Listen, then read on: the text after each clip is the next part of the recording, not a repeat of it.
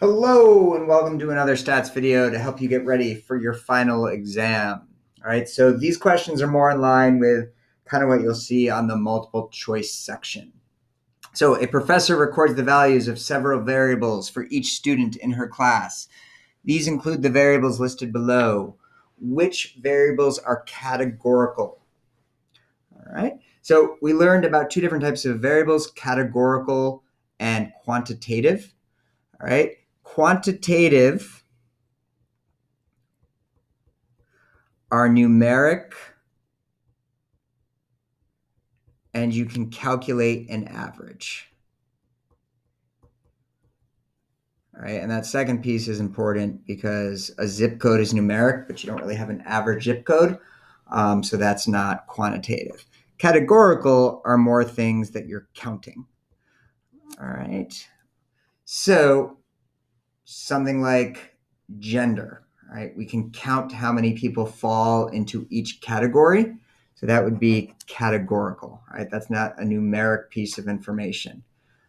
Zip code, I kind of just already alluded to, but since even though it's numeric, it's categories and we're counting how many are in each zip code. I sort of just glossed over this, but grade is going to be quantitative. All right, that's something where it's numeric and we can calculate someone's average grade. Same thing with age, right? That's numeric and we can calculate someone's average age. Favorite color, not numeric. We cannot calculate an average favorite color. So this would also be categorical. We can count how many people like blue, red, green, so on and so forth. But these three would be categorical. Categorical, categorical, categorical. These two are quantitative. All right, a review of voter registration records in a small town yielded the following table of the numbers of males and females registered as Democrat, Republican, or other affiliation. What is the conditional distribution of registration by gender? All right, so distribution of registration means we're dealing with percent Dem, percent Republican, percent other. All right. By gender means we're going to do it separately for males and females. All right. Each gender is going to get their own distribution. So for females, we might say that there are 1,000 in total, and they are 60% Democrat. They are 30% Republican, and they are 10% other. Then we would do the same exact thing for males. And again, we're still dealing with 1,000 in total. That just makes the math easy. But 300 out of 1,000 is going to be 30% Democrat, 50% Republican, and 20% other. All right. But the main thing with these questions is just being able to decode the sentence and understand which probabilities they're asking you to calculate. Are you just using the columns? Are you using the entire table? Are you just using the rows? But being able to sort of, decode that and understand, right? When it says conditional, we're limiting ourselves to a single row or a single column. When it says marginal, we're usually using the table total. Right? So that's kind of the main difference there. A set of data has a mean that is much smaller than the median. What does this tell you about the shape of the distribution? Right? If the mean is much smaller than the median, it's probably being dragged down by small outliers. All right, and if it's being dragged down, that means we're skewed to the left. All right, you've got points out here that are dragging it down. Right? So if the mean is smaller than the median, that tells us that we are skewed left. If the mean is larger than the median, that tells you that you're skewed right. All right, does the following distribution contain any outliers? If so, which observations? So to do this, we need to know our outlier formula. Okay, so that's Q1 minus 1.5 times the IQR and Q3 plus 1.5 times the IQR. And if you don't remember what the IQR is, that's Q3 minus Q1. Now, if you don't remember what Q1 and Q3 are, then, well, that's another problem. But this is basically 25% of the way through the data. And this is basically 75% of the way through the data. Now, the way we can go about doing that is we have 1, 2, 3, 4, 5, 6, 7, 8, 9, 10, 11, 12 observations. So the halfway point is going to be between observations 6 and 7. So the median is going to fall 1, 2, 3, 4, 5, 6. The median is going to fall right in here between these two observations. And then quartile 1 is going to be the midpoint of everything to the left here. So we've got these 6 observations. Q1 is going to fall 1, 2, 3, 1, 2, 3 in between 6 and 7. So it's going to be 6.5. Q3 is going to be between 10 and 10 here, or just 10. Now, if you don't know how to do that manually, or you don't want to do that manually, either one is totally fine. Well, I'd rather you know how to do it. But if you don't want to do it manually, you can put all of this into L1, so 0, 5, 6, 7, 8, 8, 8, 9, 10, 10, 12, and 20. And then I can go to stat, calc, one variable stats. I don't have a frequency list, so I can clear that out just on L1. And this will give you your Q1 and your Q3. And it's exactly the values that I just found by hand. All right. 6 and 7 is 1.5, 6.5, sorry. And 10 and 10 is 10.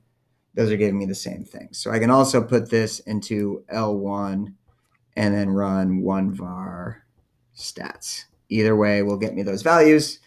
And then again, Q3 was 10. Q1 was 6.5, which means I have an IQR of 3.5. Now I can use this inside of my formula here. So Q1 is 6.5. Okay, that's what we found right here. So 6.5 minus 1.5 times 3.5. Down here, Q3 was 10, so 10 plus 1.5 times 3.5. And then it's just a matter of working out what those are on the calculator. So let's see, 6.5 minus 1.5 times 3.5 is 1.25. So anything below 1.25 is an outlier. And then 10 plus 1.5 times 3.5, anything above 15.25 is an outlier. So in this case, we have two outliers. 0 is below 1.25, 20 is above 15.25. So 0 and 20 are outliers. Right? The other way that you can discover if things are outliers, and this wouldn't work on an open-ended question, but if it's just, are they outliers, you can go to your stat plot. You can switch it over to the box and whiskers that show the little dots, because those dots represent outliers. And then if I do a zoom 9, you're going to see that there are 2 dots there. And if I hit trace, all right, the dot on the left is at 0, which we said was an outlier. And the dot on the right is at 20, which we also said is an outlier. All right, so that's confirming what we just did by hand, but those would be our 2 outliers. All right, number 5 is purely just a definition question. Explain what it means to be at the 44th percentile of a population. All right, so what basically is this term percentile? What does it mean? All right, the definition that we used in this class is that 44% of the data is below that mark. All right, we did not use less than or equal to in this class. All right, it can be defined either way, but for our class, the definition we stuck with is it has to be below that mark, not equal to. So if you're at the 44th percentile, that means 44% of the data is below that benchmark, not less than or equal to, just less than. All right, so again, this is sort of a less than situation, not less than or equal to. All right, let's take a look at the back.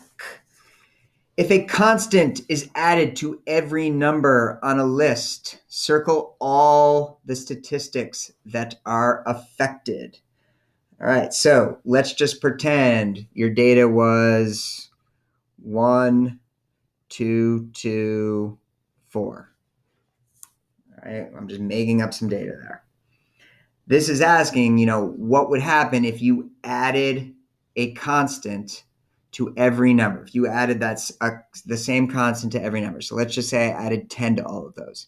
If those numbers were to become 11, 12, 12, and 14, which of these values would change?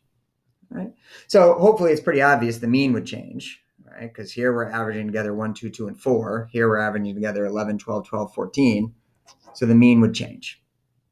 All right. The mode would change because before it was 2, 2, now it's 12, 12. All right. So the mode has gone up. It's still kind of the same observations, but the actual value of it has changed. All right.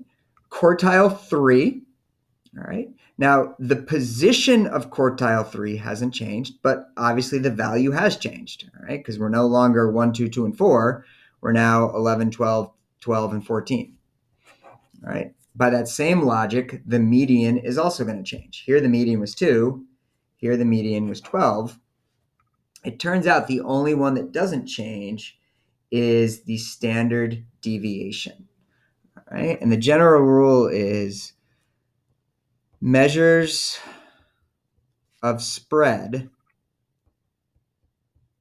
So standard deviation, range, IQR.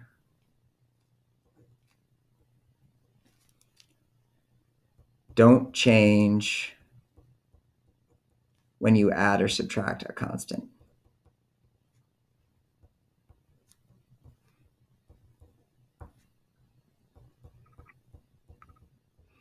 All right, and if you want the proof, range is easy enough to do. 4 minus 1 is 3. 14 minus 11 is still 3.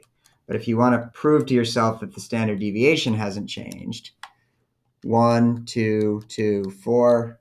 All right, stat, calc, one variable stats. Standard deviation was 1.258. Let me go back there. 11, 12, 12, 14. Standard deviation is still 1.258. All right, so the only one that's not changing here is the standard deviation. Everything else is going to change. And you can see that obviously the quartiles have changed, the median has changed, the mode is going to change. Everything changes except the measures of spread. All right, using the standard normal. All right, standard normal is another way of saying that the mean is 0 and the standard deviation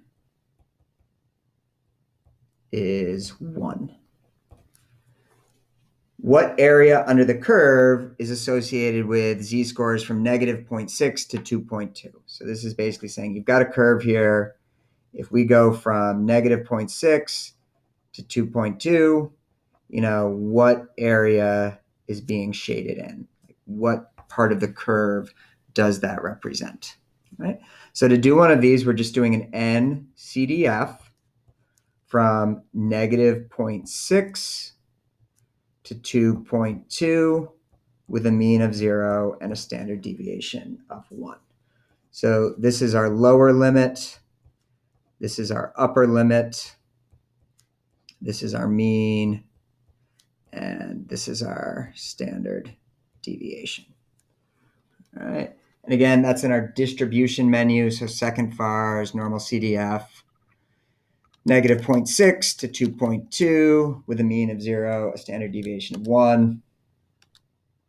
Gives us a value of 0.7118. All right, so you should know how to do kind of basic, NCDF type calculations. List the 5-number summary for the graph below.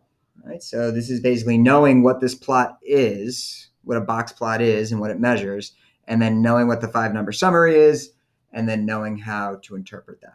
All right, so let's start with what makes up the 5-number summary. All right, it is the min, it is the quartile 1, it is the median, it is the quartile 3, and it is the max. All right, so if a question asks you for the 5-number summary, those are the values you want to be reporting.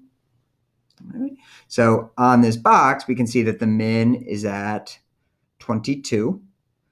We can see that the quartile 1, let's see, if there are 1, 2, 3, 4 hash marks here, that's probably, what does that work out to be?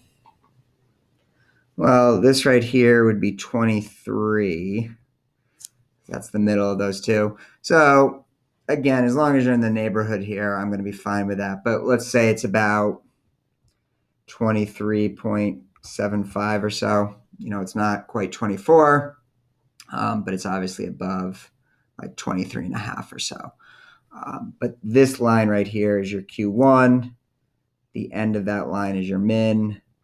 This middle line is your median, which we'll say is about 25. It's about halfway between these and these.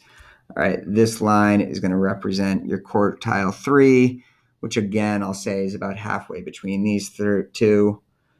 So that's 27.